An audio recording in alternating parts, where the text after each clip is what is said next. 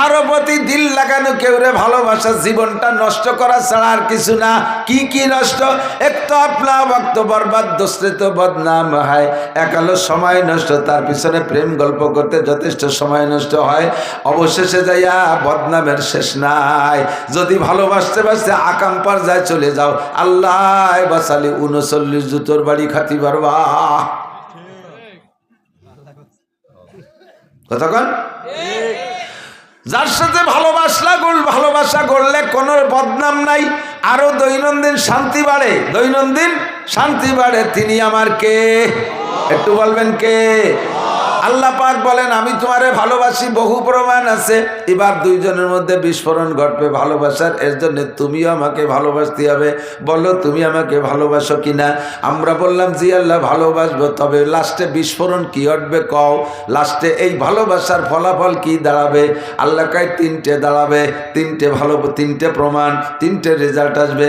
1 নম্বরে ইউহিব্বুকুমুল্লাহ, 1 নম্বরে আমি আল্লাহ তোমাকে সম্পূর্ণ ভালোবাসা দিয়ে দেব। 2 নম্বরে এই ভালোবাসার খাতিরে তোমার জিন্দেগিতে যত গুনাহ করেছো, যত অন্যায় করেছো, যত অপরাধ করেছো, জিনা করেছো, চুরি করেছো, ডাকাতি করেছো, লুচ্ছমি করেছো, মদ খেয়েছো, গাঁজা খেয়েছো, ইয়াবা খেয়েছো, পেনসিল খেয়েছো, সুদ খেয়েছো, ঘুষ খেয়েছো, জারি যাত্রা করো, গাজির গান গুণযাত্রা, আল্লাহু আকবার, ব্যারাকাডামস, কারিতাস, বিআরডিবি, স্বনির্ভর, জাগরণী চক্র, আশা, প্রশিকা, গ্রামীণ ব্যাংক, দাঁড়াই মতো খাড়ায় খাও, আইটে আইটে পায়খানা করো, গালাগালি, কাজাকাজি, দুনিয়ার যা আছে আকাম কুকাম সব করেছো। সারা জীবনে যত গুনাহ করেছো, ইয়াগফির লাকুম যুনুবাকুম, আমি তোমার জীবনে সব গুনাহ মাফ কইরা দেব। এটা হলো ভালোবাসার ফলাফল। 3 নম্বর পুরস্কার, আমার নাম গফুর, তাই আমি ক্ষমা করে দেব। আবার গফুরের সাথে রহিম শব্দ ব্যবহার করে বলেন আমি রহিমও তোমাদের জন্য রহিম নামের বদৌলতে কি করব? ফাউলাইকা ইউবাদদিলুল্লাহু সাইয়্যাতিহিম হাসানাত, তোমার জীবনের গুনাহগুলো ক্ষমা তো করে দেব গফুর নামের ওসিলায়, রহিম নামের বদৌলতে সমস্ত গুনাহগুলো পাল্টাইয়া নেকি বানাইয়া দেব। যদিও তোমার গুনার সংখ্যা হয় কাদাদি আওরাকিল আসজার, খেয়াল কাদাদি আওরাকিল আসজার। ও যুবক ভয় পাইস না, আল্লাহ পাক বলেন তুমি ভয় পেও না, আল্লাহু আকবার, ভয় পেও না, চলে আসো। ও যুবক যত গুনাহ করো ভয় পেও না, ব্যবস্থা আমার কাছে আছে। তোমার জিন্দেগির গুনাহ যদি হয় পৃথিবীতে যত গাছের পাতা আছে এত সংখ্যা পরিমাণ, কাদাদি রমালিল আরদ, জমিনে যত বালু আছে বালু সংখ্যা পরিমাণও যদি তোমার গুনাহ হয়, কাদাদি জাবাদিল বাহার, দুনিয়ায় যত পানি আছে পানিতে যত পানি কণা আছে এই কণা সংখ্যা পরিমাণও যদি তোমার গুনাহ হয়, এমনকি 3টে মিলে যত গুনাহ হয় এত যদি তোমার গুনাহ হয়, ফাউলাইকা ইউবাদদিলুল্লাহু সাইয়্যাতিহিম হাসানাত, আল্লাহ পাক তোমার জীবনের সব গুনাহ নেকি বানাইয়া দিবে। আমার সাথে ভালোবাসা করলে এইটা পাবা। তাহলে ভালোবাসা করবো কার সাথে? আল্লাহর সাথে। সব গুনাহ মাপ, গুনাহগুলো নেকি বানাই দেবে।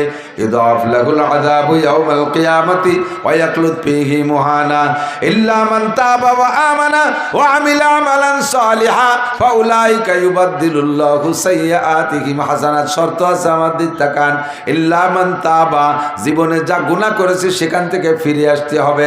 তওবা মানে ফিরে আসা, তওবা মানে ফিরে আসা, আর ইস্তেগফার মানে পিছনের গুনাহ থেকে ক্ষমা চাওয়া।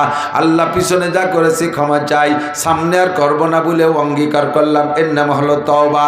ইল্লা মান তাবা ওয়া আমানা, এরপরে আল্লাহর প্রতি গভীর বিশ্বাস, ও আমিলা আমালান সালিহা, সামনে নেক আমল করার জন্য পাক্কা প্রতিজ্ঞা, আমি আর কোনোদিন নামাজ ছাড়বো না, রমজান ভাই পাইলে রোজা ছাড়বো না, আমি কোনোদিন ফরজ তরক করব না, আমি কোনোদিন ওয়াজিব তরক করব না, আমি কোনোদিন সুন্নাত তরক করব না, আমি কোনোদিন কবিরা গুনাহ করব না, আমি কোনোদিন সগীরা গুনাহ করব না। এইভাবে গুনাহ না করার তওবা করা আর ইবাদত করার প্রতিজ্ঞা করা। আল্লাহ পাক বলেন এই সিদ্ধান্তে আসো, আমি তোমার সব গুনাহগুলো নেকি বানাইয়া দেব।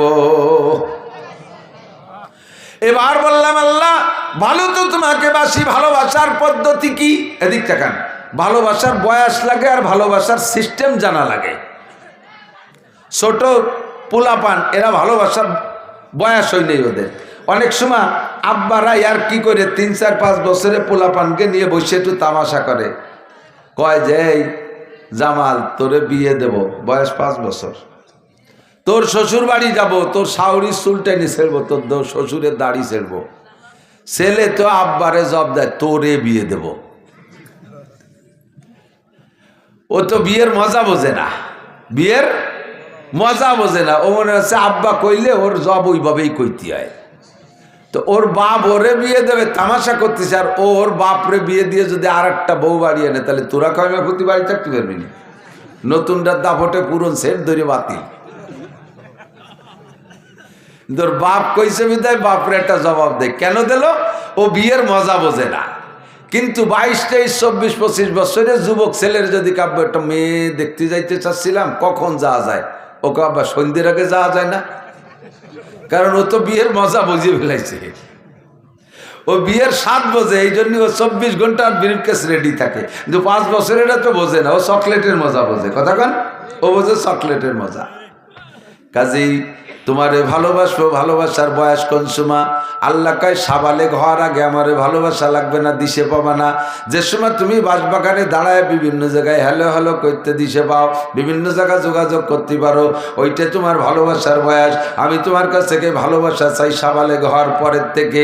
এবার সিস্টেম কি? সিস্টেম না জানা থাকলে হবে না। অনেক অনেক ফ্যামিলিতে দেখবেন ছোট ছোট ঘন ঘন বাচ্চা কাচ্চা, 1 বছর 1.5 বছর 2 বছর পর পর এটা একটা এরকম খুব ঘন ঘন হয়ে গেছে। তা সে একেবারে লাস্টেরটা যেটার নাম ইতি, ওটা বসা শেখছে। ওর উপরেরটার বয়স 1.5 বছর বেশি, তার 1.5 বছরের বড়। সে একটু আইটি উঠে বেড়ায়, দুডিরে সুজারি টান টান হলি 4 আঙ্গুলের আপ ডাউন হয়। এভাবে একটার বয়স 4.5 বছর, একটার বয়স 6 বছর, এরকম 1.5 বছর হলি 7-8টা হয়েছে। তো বাপে যদি বাইরে থেকে কোনো খাবার দাবার টুল্লা আনে, বড় গেয়াতে দেয় না, ওই বসাটা ছোটটারে দেয়। তো ছোটটা রাতে দিলে ছোটটা রাতের থেকে ওইটার ভাগ খাতি হলি কারা খায়? ওই বড় যারা ওরে কোলে উঠতে পারে, ওরা আছে ওটা জড়াই গড়াই কোলে রেনে একদিক যায়, ও খায় এরাও খায়। তোর পাশে বসা রয়েছে, ওর ইমিডিয়েটলি বড়টা, সে কোলে উঠতে পারে না, টুল্লার ভাগও পায় না। ওই টুল্লা নিয়ে গেছে, ওই যে নালাতি নালাতি ওর পেট বেশি যাচ্ছে, ভাগ পায় না। আর ওর ওই শিশুকালের বুদ্ধিতে ও এতটুকু অনুভব করছে যে এই টুল্লার ভাগ খাতি হলে এই ছোট্টারে কোলে ওরা শিখতে হবে, নইলে ভাগ টুল্লা ভাগে পাবো না। এখন কোলে হতে গেলে দুডিরে দাঁড়ালি 4 আঙ্গুলের বেশ কম, কিরম কোলে উঠবে? তো ওই টুল্লা আজকে আব্বা হাতে দেবে, তার আগে ও প্র্যাকটিস করতেছে, দেখি পারি নাকি। তো ওরে কোলে হতে যে গলা টলা জড়াইয়ে বুইয়ের সাথে এরকম সিবিয়ে তৈরিয়ে উঁচু আটা দিতে গেছে, ওদিক দিয়ে পাও পড়ায় ধরছে। তো পাও পাড়ায় দুটোর প্যাট তো এরকম প্যাট গলাতে ওই পর্যন্ত যে প্যাট মেশে, প্যাটে প্যাটে মিশে ওই গলাটায় নিয়ে ধরে সিবে ধরে পাও পাড়ায় ধরে কোলে উঠতেছে।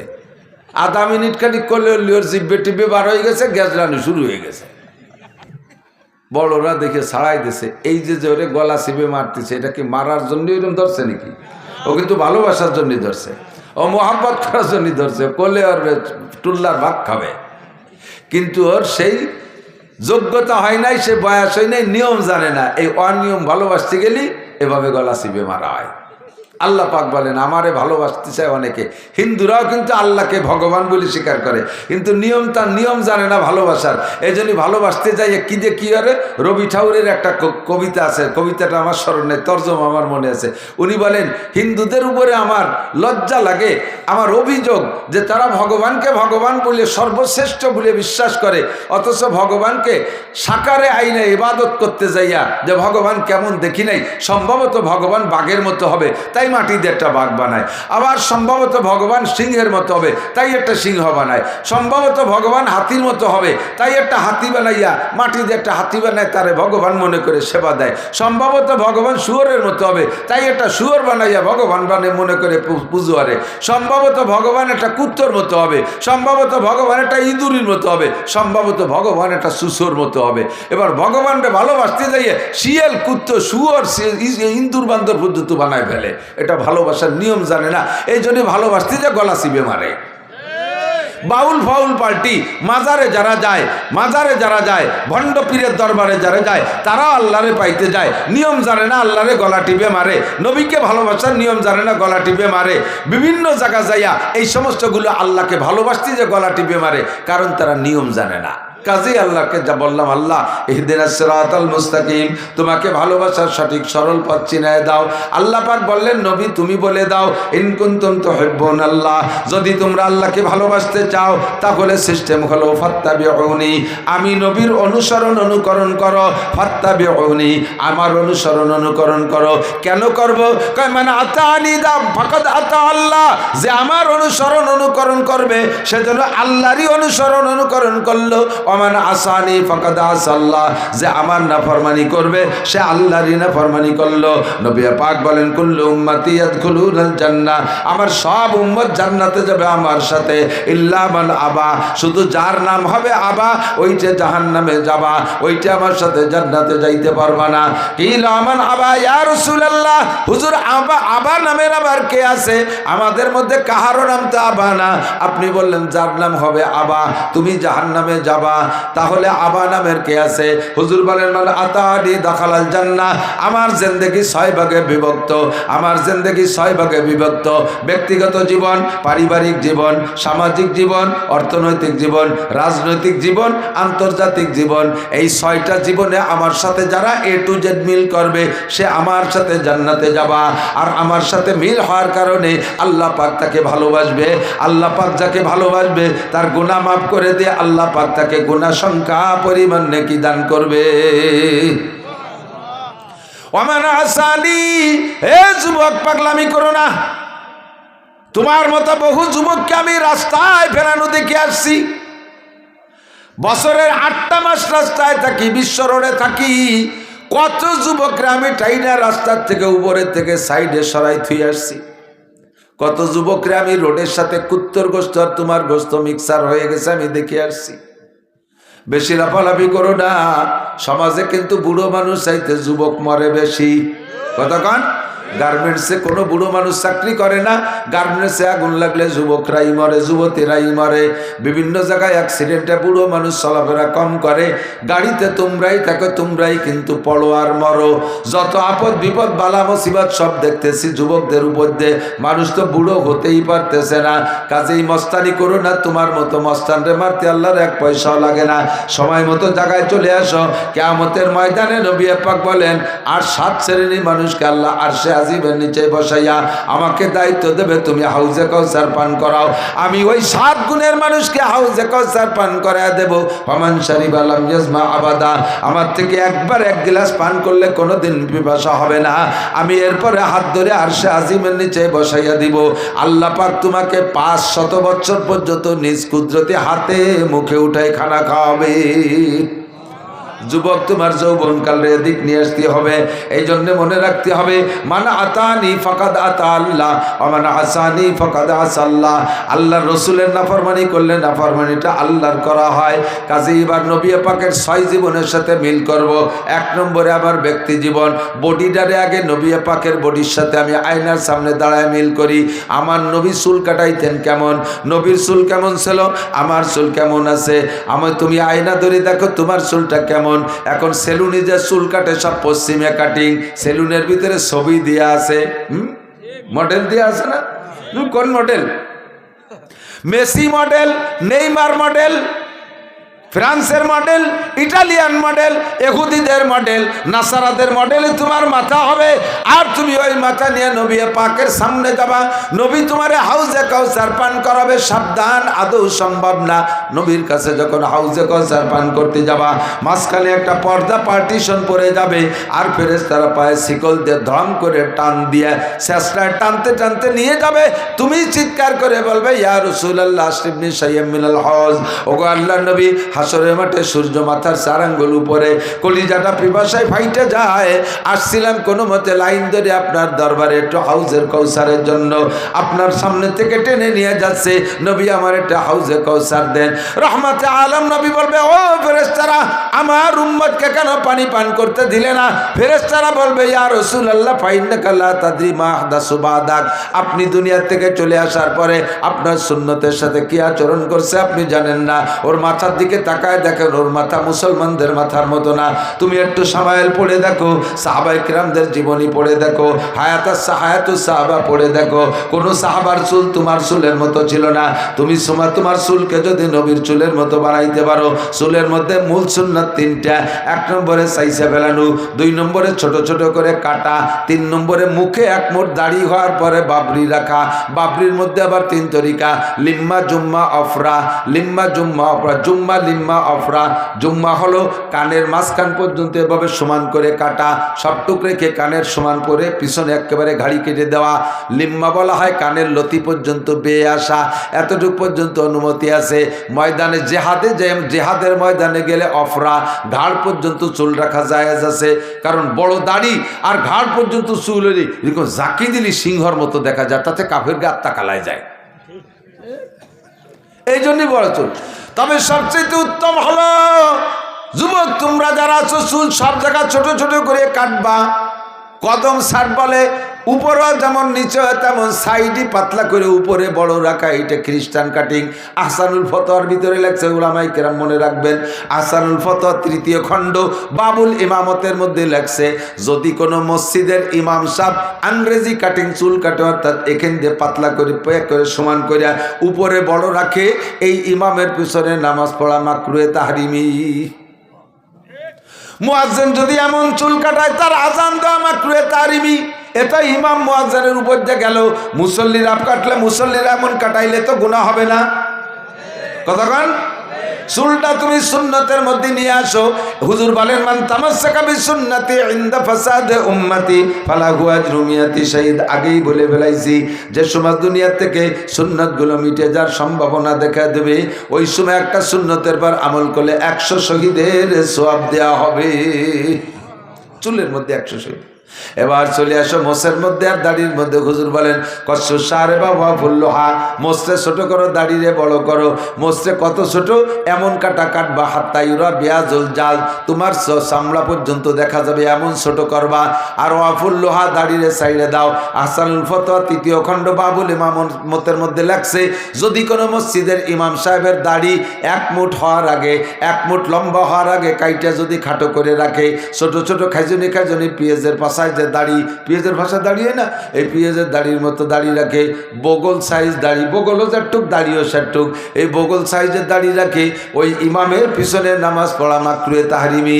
ইমাম পাল্টাইতে হবে মসজিদ থেকে, যত বড় কারি হোক, যত বড় আলেম হোক, যত বড় মুফতি হোক, ওই ইমামের পিছনে নামাজ পড়া যাবে না, মাকরুহে তাহরিমি। মুয়াজ্জিনের দাড়ি খাটো হইলে মুয়াজ্জিনের আজান দেওয়া নিষেধ, মুয়াজ্জিনদের পাল্টাইতে হবে। আর সাধারণ পাবলিক যারা দাড়ি রাখবেন, সকলের দাড়ি কমপক্ষে 1 মুঠ লম্বা, 1 মুঠ লম্বা, অর্থাৎ দাড়িরে ধরবেন, এই বৃদ্ধাঙ্গুল থুতির সাথে লাগাই দেবেন এই নিচে পর্যন্ত। এর চাইতে লম্বা যেটুকু হবে ওটুকু কেটে খাটো রাখতে পারবেন, তবে না কাটলে, বেশি দেখলে সুন্দর হইলে রাখতে পারবেন। তবে যদি মনে হয় যে বেশি লম্বা হয়ে গেলে ময়লা হওয়ার ভয় থাকে, জটা ধরার ভয় থাকে, তাহলে বাকিটুক কাটতে পারবেন, তার আগে না। দাড়িরে খাটো কইরা কাটা চাষার চাইতে বড় অপরাধ।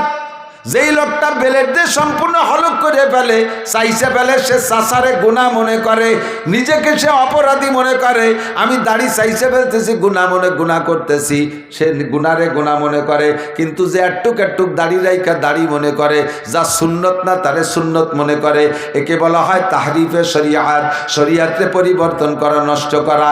যা শরিয়াত না তারে শরিয়াত মনে করতেছ, কবিরা গুনাহ, ইমান নষ্ট হইয়া যাইবে।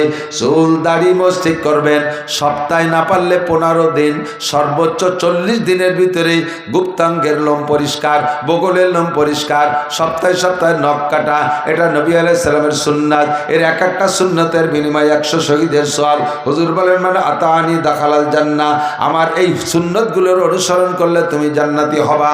এমনি সময় তোমার কাজকামের জন্য দৈনন্দিন যে পোশাক লাগে পরো, কিন্তু রেগুলার তোমার সুন্নতি পোশাক বানায় নাও, রেগুলার তোমার সুন্নতি পোশাক বানায় নাও। আবু দাউদ শরীফের মধ্যে হাদিস আসছে, সাহাবী বর্ণনা করেন, মা ক্বালা রাসূলুল্লাহ সাল্লাল্লাহু আলাইহি ওয়াসাল্লাম ফিল ইজার ফাগুয়া ফিল কামিজ ওয়া ইজ্জাতুল মুসলিমি ইলা আনসাফি সাকাইহি। মুসলমানের জামার পাজামা কতটুক লম্বা হবে? হুজুর সাহাবী বলেন, হুজুর বলেছেন পাজামা যতটুক লম্বা হবে জামাও ততটুক লম্বা হবে। গোল না ফাড়া তা বলে নাই, পাজামা যতটুক লম্বা হবে জামাও ততটুক লম্বা হবে। এবার পাজামা কতটুক হবে? ইজ্জাতুল মুসলিমি ইলা আনসাফি সাকাইহি, মুসলমানের পাজামা হাঁটু আর টাকনু এর মাঝখান পর্যন্ত হবে। প্যান্ট পরশ অর্ধেক পর্যন্ত, নেসফে সাক পরবা লুঙ্গি পরলেও পর্যন্ত, তবে জায়েজ আছে নিচে টাকনু রাখ পর্যন্ত। এবার হুজুর বলেন মানজারা ইজারাহু বাতারা লাম ইয়ানজুরিল্লাহু ইলাইহি ইয়াউমাল কিয়ামা মা আসফালা মিনাল কাবাইন ফাহুয়া ফিন্নার। পুরুষরা টাকনু ছুঁয়ে প্যান্ট পাজামা লুঙ্গি পরা, টাকনু ছুঁয়ে প্যান্ট পাজামা লুঙ্গি পরা, এই টাকনু যেই টাকনু ছুঁইবে ওই টাকনু জান্নাতে যাবে না। কিয়ামতের মাঠে আল্লাহ তাআলা তার দিকে ফিরে তাকাবে না। পুরুষরা টাকনুর নিচে পড়বে না, অথচ পুরুষকে প্যান্ট টাকনুর তল দিয়ে দেখি যে স্যান্ডেলের নায়ের দেখতে বার হয়ে গেছে, আর এদিক যে উবর আবার খুলে গেছে। মাঝে মাঝে বাদে মুসল্লি দূরে একটা মসজিদে, সেদিন এই কাল্লা আগের দিন যেন মগরিবের নামাজ পড়তে গেছে, এই মাহফিলে এসে এক জায়গায় কোন জায়গা যেন সামনে একটা নামাজ পড়তেছে, এই যে কানাইপুরের ওদিক সামনে যেটা দাঁড়ায় সিজদায় গেছে, আল্লাহু আকবার, গেঞ্জি এই দিক সরিয়ে চলে গেছে, প্যান্ট ওই দিক সরিয়ে চলে গেছে, ফাঁসাইতে 4 আঙ্গুল পরিমাণে, আর শিয়ের মিয়ের শুদ্ধ বার হয়ে গেছে।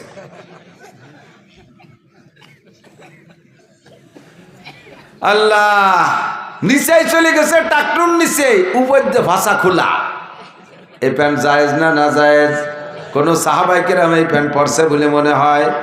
তাবেঈনরা পরছে, তাবেঈনরা পরে নাই, আবু হানিফা শাফিঈ আহমদ মালিক পরে নাই, বুখারী মুসলিম তিরমিজি আলা পরে নাই, আব্দুল কাদের জিলানী মঈনুদ্দিন চিশতি নিজামউদ্দিন আউলিয়া কুতুবউদ্দিন বখতিয়ার কাকি, আরে আশরাফ আলী থানভী হুসাইন আহমদ মাদানী রশিদ আহমদ গাঙ্গুহি শামসুল হক ফরিদপুরি মুহাম্মদুল্লাহ হাফেজি, আমার বাড়ির দ্বারে আব্দুল গফফার সাহেব, আব্দুল আকরাম আলী সাহেব, এই সমস্ত উলামায়ে কেরাম পরে নাই। যেটা ইসলামী পোশাক না তাইরা পরে না, যেটা ইসলামী পোশাক তাই পরে। একটু সত্য কথা বলবেন, একটু সত্য কথা বলবেন, একজন মুসলমান প্যান্ট শার্ট টাই কোট পরলে বেশি ভালো দেখায় নাকি সুন্নতি পোশাক পরলে ভালো দেখায়?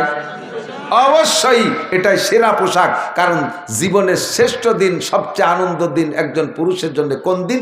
বিয়ের দিন, ঠিক না? বিয়ের দিন দেখবেন পাঞ্জাবি পায়জামা, পাগড়িও মাথায় দিয়েছে, যদিও কাপড়ের পাগড়ি না, কাগজ দিয়ে বানাইছে, ওটা তো ওয়ান টাইম, একদিনের জন্য।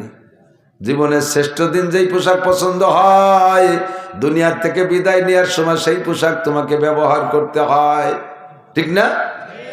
পাঞ্জাবি পায়জামা লম্বা জামা ভালো লাগে না, তাই তুমি মরার আগে ওসিয়ত করে যাচ্ছে আমার ওই জিন্সের প্যান্ট পরাইয়ে দাফন করে দিও, তা তো কও না। পোশাকের ভিতরে আসেন, চলে আসেন এদিক, এরপরে চলে যান পোশাক ঠিকঠাক মতো পরে। এই সুন্নতগুলো ব্যবহার করার জন্য, সুন্নতের খিলাফ ব্যবহার করলে আপনার ব্যবহার হবে, কিন্তু সুন্নতের অনুসরণ করে ব্যবহার করলে ব্যবহার করা হবে, নেকিও হবে। এই জামাটা গায়ে দিয়েছেন, যুবক তুমি গেঞ্জি গায়ে দাও, জামা পরো, জামার ভিতরে ডান হাতটা আগে ঢুকোয়, বাম হাত পরে ঢুকো, বুতাম লাগাই দাও, পরাও হবে, সুন্নত হবে, 100 শহীদের সওয়াব হবে। সুবহানাল্লাহ। আর বাম হাত আগে ঢুকাইয়া ডান হাত পরে ঢুকাই বুতাম লাগাইলে পরা হবে, সুন্নত হবে না। প্যান্ট পাজামার ভিতরে ডান পা আগে ঢুকাও, বাম পা পরে ঢুকাও, বেল্ট ফিতে লাগাই দাও, পরা হবে, সুন্নত হবে, 100 শহীদের সওয়াব হবে। বাম পা আগে ঢুকাইয়া ডান পা পরে ঢুকাও, পরা হবে, সুন্নত হবে না, গুনাহ হবে। জুতার মধ্যে ডান পা আগে ঢুকাও, বাম পা পরে ঢুকাও, পরা হবে, সুন্নত হবে, 100 শহীদের সওয়াব পাবা। বাম পা আগে ঢুকাইয়া ডান পা পরে ঢুকাও, পরা হবে, সুন্নত হবে না, গুনাহ হবে। মোজার মধ্যে একই অবস্থা। আবার খোলার সময় বাম দিক দিয়ে আগে, বলেন খোলার সময় বাম দিক দিয়ে আগে। জামার আতা খুলতে গেলে বাম হাতটা আগে খুলবেন, প্যান্ট পাজামা খুলতে গেলে বাম পাটা আগে খুলবেন, জুতা মোজা খুলতে গেলে বাম পাটা আগে খুলবেন। এই আগে খোলার ভিতরে এক একটা খুলবেন, আর এক একটা করে সুন্নত হবে, 100 করে শহীদের সওয়াব আপনাকে দেওয়া হবে। আমল করা যাবে? এই করলে আল্লাহ ভালোবাসে, আর আল্লাহ ভালোবাসে তো আমাকে বানাইছে। এবার আল্লাহর ভালোবাসা যদি আমি অর্জন করতে পারি, আমি যদি আল্লাহকে ভালোবাসতে পারি, দুই দিকে ভালোবাসা জমবে, আর ওই সেই রেজাল্ট আউট হবে। আর রেজাল্টের শেষ ফিনিশিং আল্লাহ আমাকে আপনাকে জান্নাতিন তাজরি মিন তাহতিহাল আনহার খালিদিনা ফিহা আবাদা। অনেকে আছে, এদিক তাকান, এর থেকে একটু সরে চলে যাচ্ছি। আল্লাহ 5 ওয়াক্ত নামাজের সুন্নাত নামাজ, অনেকে অলসতা করেন। ফজরে কয় রাকাত? 2 রাকাত। জোহরে 4 রাকাত সুন্নাত, 4 আর 2 6। মাগরিবে 2, কত? 8। ইশায় 2, 10 রাকাত। জোহরে 6 রাকাত। জোহরে কয় রাকাত? 6 রাকাত। ফজরে 2, জোহরে 6, 8। মাগরিবে 2, 10। ইশায় 2, 12। এটা হলো মূল। জুমার দিনে কবলাল জুমা 4, বাদাল জুমা 4। সুন্নতে মুআক্কাদা। সুন্নতে আহলে হাদিস আলারা আইসে আমাদের থেকে এই সুন্নতটাকে ভুলে দেওয়ার জন্য কয় না, জুমার আগে পরে সুন্নত নাই। উনি পাইনি, তালাশ করে কোন জায়গায়। তুমি পাও নাই বলে নাই থাকো, কি ঠিক হবে নাকি? এক জায়গাতে তুমি রাত্রি গেছো, সেই জায়গায় কিছু দেহ নাই, বাড়ি এসে যদি কয় ওই রাস্তায় কিচ্ছু নেই, এটা ঠিক হবে নাকি? ওই জায়গায় কত তারিখ আমরা তখন তারাইল ফুকর মাদ্রাসা পড়াই। একদিন বিকেলবেলা বসে বসে আমরা হুজুররা বিভিন্ন গল্প শুনবো। তার ভিতরে আমাদের এক মুহাদ্দিস, বড় আলেম, অরিজিনালি বড় আলেম, দেওবন্দের ফারেক, উনি বলতেছে যে সারা পৃথিবীতে নদীর পানি ঘোলা শুধু বাংলাদেশে, পৃথিবীর আর কোনো দেশে নদীর পানি ঘোলা না। ভূগোল সম্পর্কে বলে সবাই আশ্চর্য, সুবহানাল্লাহ। জিওগ্রাফি, ভূগোল সম্পর্কে কি অভিজ্ঞতা রাখে যে পানি টুকুন দেশে ঘোলা আর সুয়া, তাও কয়ে দিচ্ছে। এর মধ্যে আমার মাথার মধ্যে ক্রিমিনালি ঢুকছে, দেই আমি অন্য কোনো দেশে গোলা পানি পাইনি কি। আমিও একবার দেওবন্দ গেছি, যার পথে দেখলাম কলকাতা হাওড়া ব্রিজের নিচে গঙ্গা নদীর পানি আমাকে এই সব নদীর মতো গোলা। আমি কইলাম যে আপনার এ কথা মেনে নিতে পারলাম না। আমি দেখলাম আপনি তো আমার সাথে বেশিবার, উনি তো পড়ছে অনেকবার যাতা, আমি মাত্র একবার গেছি বেড়াইতে। তা আমি দেখলাম এই কলকাতা গঙ্গার পানি হাওড়া ব্রিজের নিচে যে গোলা পানি, আপনি দেখেন নাই? আপনি তো কতবার গেছেন? আমি ওই জায়গাতে যতবার গেছি রাত্রি গেছি। আপনি যে জায়গাতে রাত্রি গেছেন সেই জায়গা কিছু নাই, এ কথা কওয়া কি ঠিক হবে? কোন জায়গা কবলাল জুমা আছে আর বাদাল জুমা আছে, সেই জায়গা তুমি রাত্রি গেছো দুদু, তুমি বেলা থাকতে যাও নাই, এই জন্য দেখো নাই। আমরা দেখেছি কবলাল জুমা বাদাল জুমা সুন্নাত। অনেকে জুমার নামাজ পড়ে বেরোয় চলেছেন, কবিরা গুনাহ, কবিরা গুনাহ, কবিরা গুনাহ। আপনি সুন্নত তরক করছেন, কিয়ামতে নবী পাকের সুপারিশ পাবেন না। সাবধান। আল্লাহু আকবার। 5 ওয়াক্তের যে সুন্নত গুলো আছে, আসরের 4 রাকাত কবলাল আসর সুন্নত আছে, সুন্নতে গায়ের মুআক্কাদা, পড়লে বিশাল নাকি, পড়লে বিশাল নাকি। ঈশার আগেও 4 রাকাত কবলাল ঈশা সুন্নতে গায়ের মুআক্কাদা আছে, পড়লে নাকি। তবে এই দুটো না পড়লে গুনাহ নাই। কিন্তু ফজরের সুন্নত যদি টাইম মতো পড়তে না পারেন, ফজরের জামাতের আগে পড়তে না পারেন, কারণ বশত জামাত ধরতে যে ছুটে গেছে, এই খেয়াল করেন ফজরের সুন্নত 2 রাকাত ভেরি ভেরি ইম্পর্টেন্ট। যদি দেখতেছেন মসজিদে গেছেন, আপনি আগে সুন্নত পড়তে পারেন না, ইমাম সাহেব জামাতে দাঁড়ায় গেছে, এখন আপনার সুন্নত ছোট সুরে দিয়ে 2 রাকাত সুন্নত পড়তে পড়তে যদি 1 রাকাত জামাতের ছুটেও যায়, তবু আগে সুন্নত পড়বেন। বোঝা গেছে? আর এই সুন্নত পড়বেন কোন জায়গায়? ওই কাতারে দাঁড়ায় পড়বেন না, মসজিদের বারান্দায় কোনায় দাঁড়ায় পড়বেন। যদি বারান্দা না থাকে তাহলে মসজিদের পিছনের কাতারে এক কোনায় যেয়ে পড়বেন, ওই কাতারে দাঁড়াইয়া বা 1-2 কাতারের মধ্যে পড়বেন না। যদি দেখা যায় যে নাই সুন্নত পড়তে গেলে পুরো জামাত ছুটে যায়, তাহলে আপনি সুন্নত ছেড়ে দেবেন, আগে ফরজ পড়বেন। এবার এই সুন্নত কখন পড়বেন? অপেক্ষা করবেন, বেলা উঠার 22 মিনিট পরে পড়বেন, ঠিক আছে? যদি দেখা যায় যে না পিএস লাগানোর কোনো 22 মিনিট পরে হবে না পড়া, তাহলে আপনি বেলা উঠার আগেও পড়ে ফেলতে পারেন। তবুও ফজরের সুন্নত মাইন নাই, এই 2 রাকাত বেশি গুরুত্বপূর্ণ। জোহরের জামাত যদি যে দেখেন যে আগের 4 রাকাত পড়তে গেলে জামাত ধরা যাচ্ছে না, বা জামাতের 1 রাকাত ছুটে যায়, আগের 4 রাকাত বাদ থাক, প্রথমে আপনি ফরজে দাঁড়ায় যাবেন। 1 রাকাতও যদি ছুটে যাওয়ার ভয় থাকে, তবুও সুন্নত পড়বেন না জোহরের, ঠিক আছে? পুরো জামাত ধরে এরপরে জোহরের পরে এই 6 রাকাত সুন্নত। এই 6 রাকাতের ভিতরে আবার আগে পড়বেন কোন কয় রাকাত? 2 রাকাত না 4 রাকাত? অনেকে কাজে আগের ডাকে পড়ি পরেরটা পড়ে, তাহলে তো সব ফান্তা হয়ে যাবে। আগেরটা তো ফান্তা হয়ে রয়েছে, আবার এটাও জাগাতে সরি চলে গেল। আগে 2 রাকাত পরে 4 রাকাত পড়েই যাবেন, মিস করবেন না। মান তামাসসাকা বিসুন্নতি ইনদা ফাসাদ, এ নামাজ সংক্রান্ত এসে গেলে বললাম, অনেক সময় কথাটা বলতে বাদ থেকে যায়। এবার আমি আপনি 5 ওয়াক্ত ওযুতে মেসওয়াক করব। আপনার কোনো বিরাসের দাম যদি 1 কোটি টাকা হয় আর পেস্টের দাম যদি 1 লাখ টাকাও হয়, 1 কোটি টাকা দামের বিরাস দিয়ে 1 লক্ষ টাকা দামের পেস্ট দিয়ে 100 বছর পর্যন্ত দাঁত মাছ দিয়েও মেশকের সুন্নত আপনি পাবেন না। কয়জনের পকেটে মেশক আছে? কয়জনের পকেটে মেশক আছে? এই জায়গায় ইন্টারভিউ নেব, দে আমাকে আমার আসানি দিয়ে। হ্যাঁ স্যার, আচ্ছা, হ্যাঁ। নিজে আমল না করে তো আমলের প্রতি কয়া ঠিক না। আল্লাহ কয় লিমা তাকুলুনা মা লা তাফআলুন। আমি পান খাই 30 বছর, 30 বছর হয়ে গেছে পান খাই। তা আল্লাহর ফজলে দাঁত কিন্তু সেরকম কালাওয়াতি দেয়নি, আমি কোনোদিন বিরাজ করিনি, পেটতে দাঁত মাজি নেই, মেশক এবারে না। প্রত্যেক 2টা পান খাওয়ার পরে যদি একবার মেশাক করে ফেলি, তাহলে পানের সেই কালো আবরণটা ভিতরে থাকতে পারে না, দাঁড়াতে পারে না, লাল হতে পারে না। আপনি কেন মেশক করবেন না? মেশক করবেন, খিলাল করবেন। অনেকে শুধু মেশক করে বা বিরাস করে, খিলাল করে না। 2 দাঁতের চিপার ভিতরে খাদ্য ঢুকে থাকলে ওইটা পয়সি এমন গন্ধ হয়, এমন গন্ধ হয়, মানে পায়খানার গন্ধ চাইতে বেকায়দা হয়। গালে গন্ধ চাইতে ভালো কোনো গন্ধ হয় না। অনেক সময় একজনের সামনে আরেকজনের কথা বলতে গেলে মুখের থেকে বক বক করে গন্ধ আসে, আর মোহব্বতের ঠেলায় মুহির পর মুখ নিয়ে এসে কথা বলতেছে। আমি মুখ সরাই, নাক সরাই, সে আরো আগুই দাঁড়ায়। লাস্টে কথিত পারিনি যে তোমার গালে গন্ধ, শেষমেশ একটুক করে, ভাই আমার মুখে একটা গন্ধ আছে।